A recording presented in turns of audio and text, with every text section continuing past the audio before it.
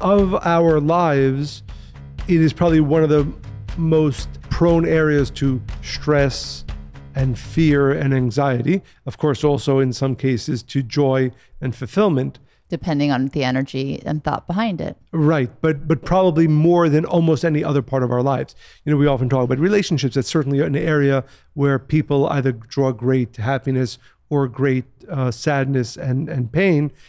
Certainly money and all that surrounds it is one of the main areas. And that's why I think it's such an important topic to understand, maybe transform our understanding from a spiritual perspective, because it is, again, a source for most people in the world of, again, anxiety, fears, and again, at times of joy. And we know many wars are fought because of money. Many crimes are committed because money's involved somehow.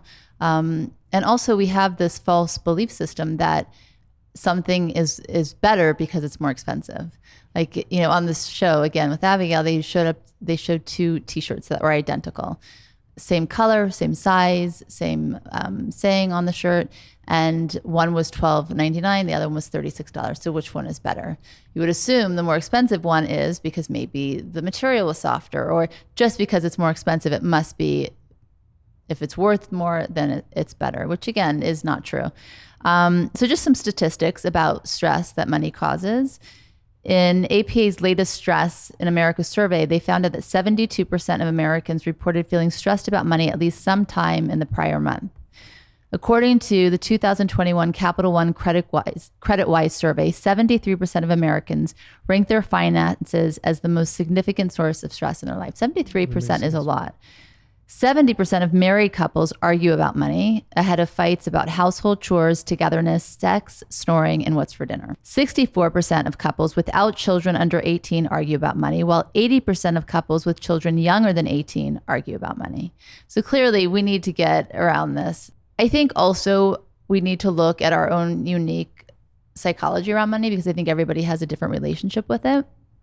I think part of it is how we grew up, right? So if you grew up in a home where your father had a lot of money, millions, and then lost it all, right? That's going to impact your relationship with money, for better or worse. You might think that it's fleeting.